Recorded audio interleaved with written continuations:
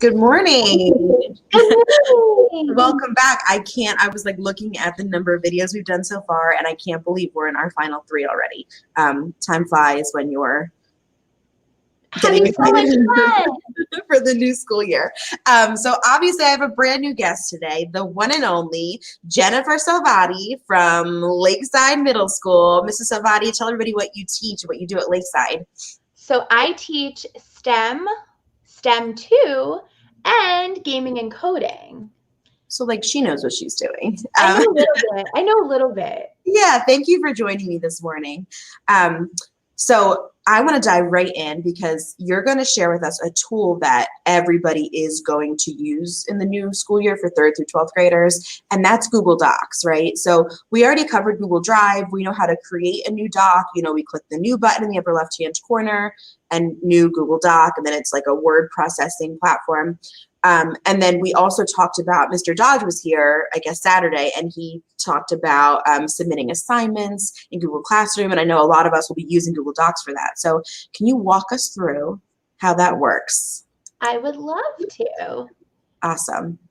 All right. So this is Google Docs, and just a reminder, you can get to this through your Google Apps waffle over on the right-hand side. There's Docs right there. You can also create a new doc right from Google Classroom, depending on what your teacher is assigning you. So this is what it looks like. And if you look right here, this is an option for a blank doc, and that's usually probably what we're going to start with, unless your teacher tells you otherwise or gives you the materials that you need to work on. So I'm going to just show you today how to use a blank doc. So we're going to click that right here. And here's our blank doc. The first thing that you probably want to do is name your document right over here on the side. Now I will show you, if I write like, let's see, let's do this on dogs. Let's say dogs and cats, because who doesn't love a dog or a cat or both? When you type this in, if you go over here on the side, it already comes up with like the first thing that you write. So if you do that and you put your title, it'll pretty much come up for you. But if you want to change this and call it something else, like dogs rule, you can do that. What do you think, Mrs. Giuseppe? Dogs or cats? I mean, I'm allergic to cats, so my answer is going to be dogs. Same here. So the first thing I'm going to show you is your font, how you can change your font. And you can change the style and the size. There's lots of things you can do with your font, but it's always good to remember when you're creating a document for school, something academic, you don't want to have too much fun with your styles because you want it to be readable. So like, even though I can do this and I can make this, let's say, let me pick something that looks kind of fun. This looks kind of exciting, right? So this is exciting, and I can make it maybe like 72. Oh my goodness. But that's not good for school. This is if you're just having some fun. But if you want your teacher to have to read this is very difficult to read, and your classmates. So what I'm going to do is I'm going to actually make this one of our favorite academic fonts, also one of my favorite characters from The Little Mermaid, Ariel. It's pronounced a little different, but it's kind of similar. And then you always want to stick to like 12. 12 is always a good font. Just to show you, though, you can also bold, italicize, underline. You can change your text color. But again, if you're doing a document for school, you might not want to do all this unless it fits. You don't want to write the whole thing in, let's say, my favorite color is pink, but you're not going to write your whole essay in pink. That's not a good idea for school. We're going to keep it black. All right, so let's put this, I'm going to make this a little bigger though, because this is going to be my title for my document. And I'm going to center this. Do you see right here how you can change the alignment? So this, and it tells you what it is if you just mouse over it. So like left align is going to be like this, like it is right now. I'm going to center my title. And then I'm going to go back to left align for my document, and I'm going to go back to 12. And I'm going to say dogs are the best animals on the planet. Cats are cool too, but not as cool as dogs. And you might agree with me or you might disagree, but we'll save that debate for another day. So after I write what I want to write, I want to show you there's a couple things you can do. Sometimes your teacher might request that you add a photo to a doc. So let me show you how to do that. If you go over here and you go to insert, you can insert an image. There's a couple ways that you can do this.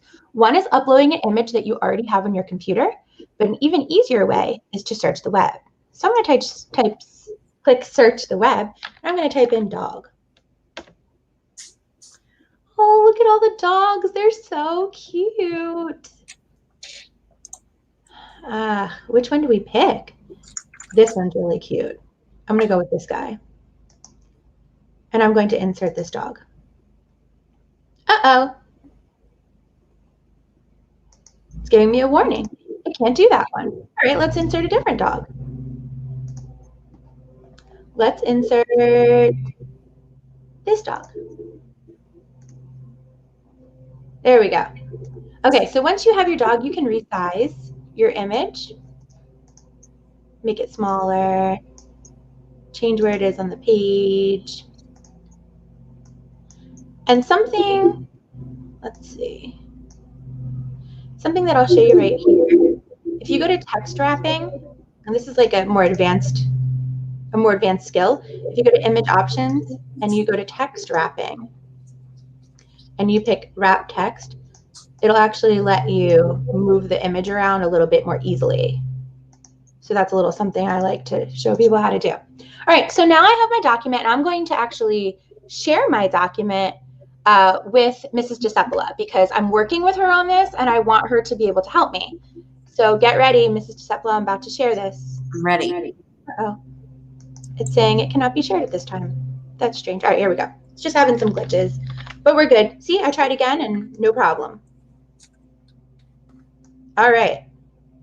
It is being sent your way. Okay, so Mrs. DeCeppola is going to go into her Drive and check for this shared doc. I'll actually share my screen now. Okay.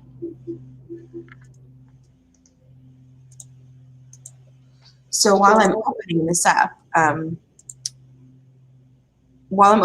I know we talked about shared drives before, but when I go to my shared with me, I can search specifically for Mrs. Salvati. I can say, I know this was something she owns, and I know it is a doc, and I know it has the word dog in it. It does. And I can say it was modified today. So I'm getting very specific. So like anything shared with me, here, I found it right here. So dogs rule. And I'm sure when she shared it, she notified me too. I just jumped right here. So I'm in this doc right now. And something that I like to talk about with Google Docs and any Google Slides, any of this platform, is the fact that like we can see everything that's been done to a document. So I can see up at the top, it says last edit was made 2 minutes ago by Jennifer Salvati. So I can click on that link, or I can even go to File, Version History, and see Version History. And now remember, this is a brand new doc that Mrs. Salvati just created live on the screen. So see over here where it says August 31st, 10:06 a.m. If I click this little arrow, I can see a detailed breakdown minute by minute of what she's done. So I can click at 10:03 a.m., this is what it looked like.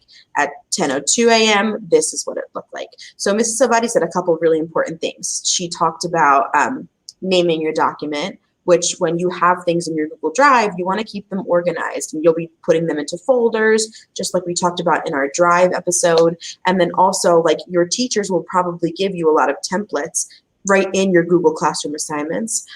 So you want to keep that in mind too. And they'll offer guidance, just like she said, with the fonts and the sizes and the colors, double spacing, any of their formatting requirements, they'll communicate to you, of course. But I just wanted to show this. Like, let's say that I am a partner and I mess up and I delete the whole thing. I delete everything. It's not the end of the world in Google, because I can always click on this link when it says the last edit was, and I can go back and I can say, you know what, this is the version I want to bring back. I can just restore this version, and now it's back. So just like Mrs. Salvati told us, like, mouse over things and see what they do, go in and play with this, figure it out.